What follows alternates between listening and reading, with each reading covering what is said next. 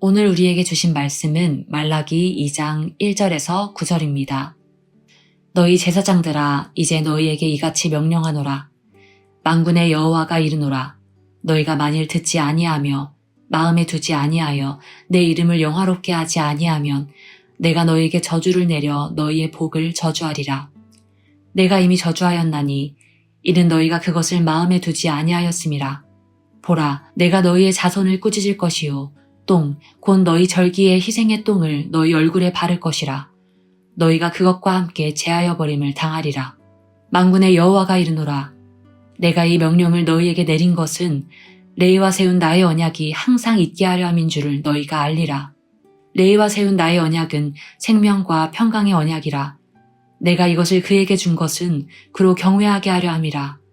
그가 나를 경외하고 내 이름을 두려워하였으며 그의 입에는 진리의 법이 있었고 그의 입술에는 불의함이 없었으며 그가 화평함과 정직함으로 나와 동행하며 많은 사람을 돌이켜 죄악에서 떠나게 하였느니라. 제사장의 입술은 지식을 지켜야 하겠고 사람들은 그의 입에서 율법을 구하게 되어야 할 것이나 제사장은 만군의 여호와의 사자가 됨이거늘 너희는 옳은 길에서 떠나 많은 사람을 율법에 거스르게 하는도다. 나 만군의 여호와가 이르노니 너희가 레위의 언약을 깨뜨렸느니라. 너희가 내 길을 지키지 아니하였고 율법을 행할 때에 사람에게 치우치게 하였으므로 나도 너희로 하여금 모든 백성 앞에서 멸시와 천대를 당하게 하였느니라 하시니라. 아멘.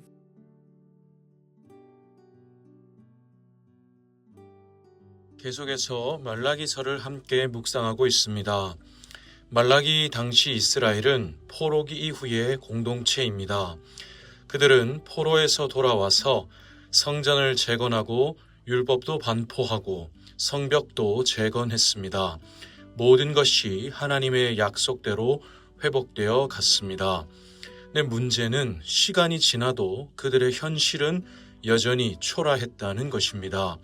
그들은 여전히 나라 잃은 소수 민족이었고 여전히 궁핍한 삶을 살았습니다. 그 결과 그들의 마음이 식었습니다.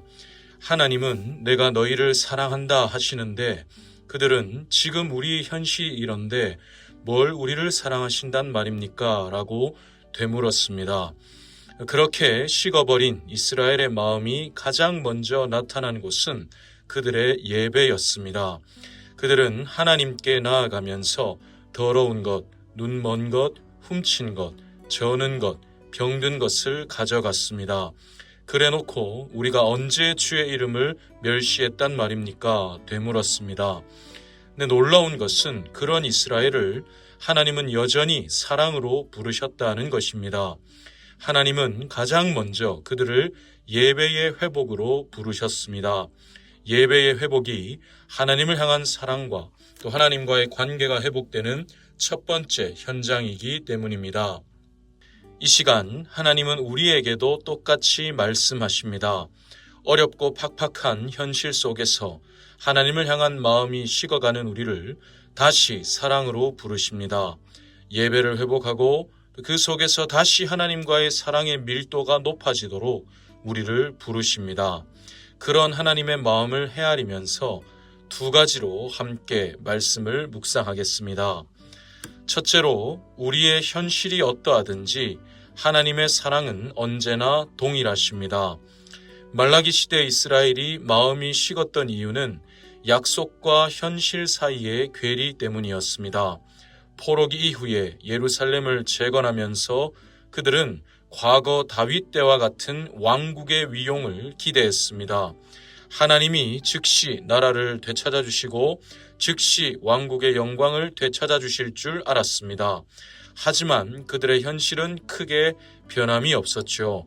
여전히 나라 잃은 소수민족으로서 하루하루 버거운 현실을 살았습니다.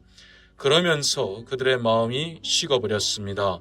그리고 그들의 신앙은 하나님과의 관계가 아니라 거래가 되어버렸습니다.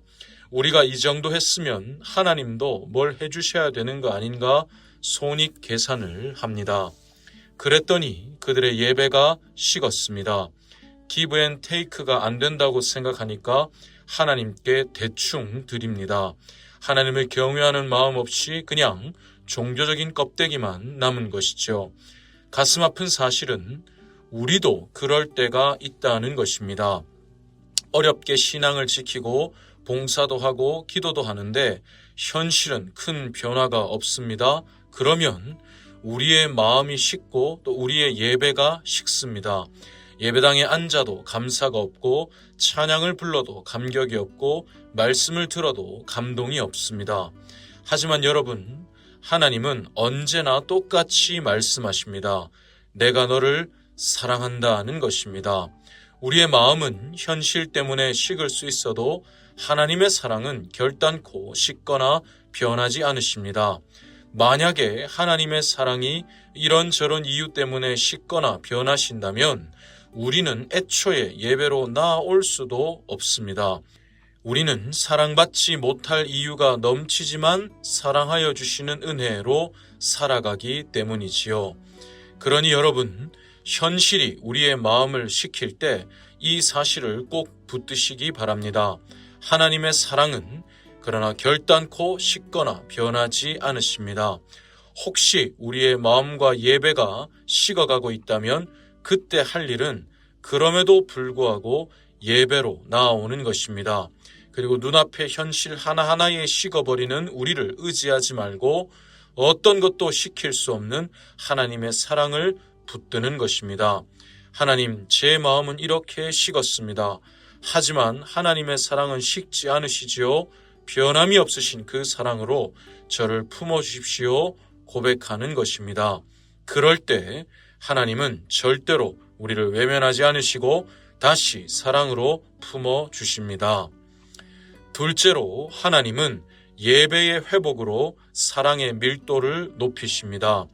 이스라엘의 식어버린 마음과 또 예배를 말씀하시면서 하나님은 이스라엘의 제사장들을 책망하십니다. 오늘 본문 7절에서 이렇게 말씀하십니다. 제사장의 입술은 지식을 지켜야 하겠고 사람들은 그의 입에서 율법을 구하게 되어야 할 것이니 제사장은 만군의 여호와의 사자가 됨이거늘. 제사장은 말씀의 파수꾼이자 말씀의 사자입니다. 눈앞의 현실이 어떠하든지 하나님의 말씀을 선포하며 백성이 하나님을 바라보게 해야 하지요. 하지만 말라기 시대 제사장들은 그러지 못했습니다. 본문 2절 앞부분에서 이렇게 말씀하십니다. 너희가 만일 듣지 아니하며 마음에 두지 아니하여 내 이름을 영화롭게 하지 아니하면. 말라기 시대 제사장들은 자기들부터 하나님의 말씀을 마음에 두지 않았습니다. 제사장들부터 마음과 또 예배가 식으니 이스라엘의 마음과 예배도 차갑게 식을 수밖에 없었지요. 그 결과로 하나님은 2절 뒷부분과 같이 경고하십니다. 내가 너희에게 저주를 내려 너희의 복을 저주하리라. 제사장은 원래 하나님의 복을 선포하는 자인데 도리어 저주의 통로가 되어버린 것입니다. 이 말씀을 보면서 한편 너무나 무섭습니다.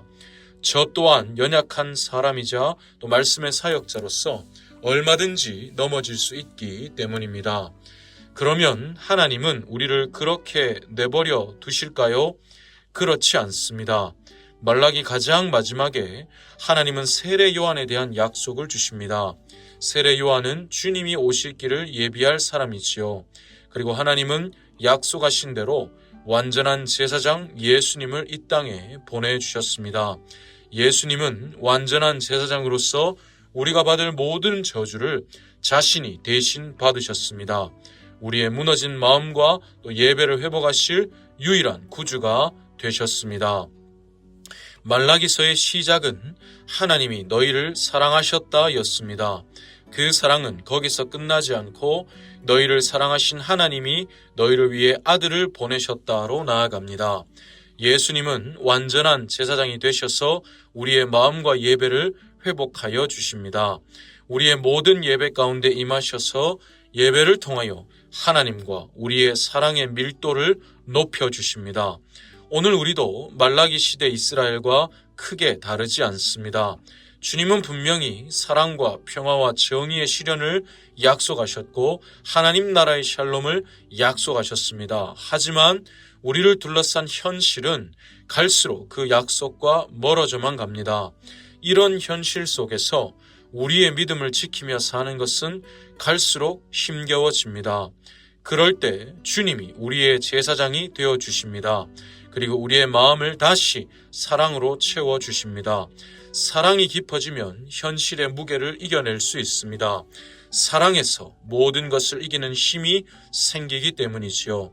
그 일이 일어나는 현장은 예배입니다. 예배의 자리가 우리를 다시 사랑으로 채우고 우리로 다시 현실을 이기게 하시는 역전의 자리입니다. 말씀을 마무리하겠습니다. 성탄절이 이틀 지났습니다. 성탄절은 하나님의 약속이 성취된 날입니다. 우리는 이미 이루어진 초림의 은혜를 누리되 장차 이루어질 재림의 은혜를 소망하는 존재입니다. 하지만 우리의 현실은 하나님의 약속과 멀게만 느껴집니다. 이런 현실 속에서 하나님의 약속을 기억하고 우리의 믿음을 지키며 사는 것이 쉽지만은 않습니다. 그래서 하나님은 오늘도 우리를 예배로 부르십니다. 예배를 통해서 하나님은 우리를 사랑으로 부르십니다. 그리고 그 사랑을 통해서 우리가 어두운 현실 속에서도 약속의 말씀을 붙들 힘을 주십니다. 이제 새해가 며칠 남지 않았습니다.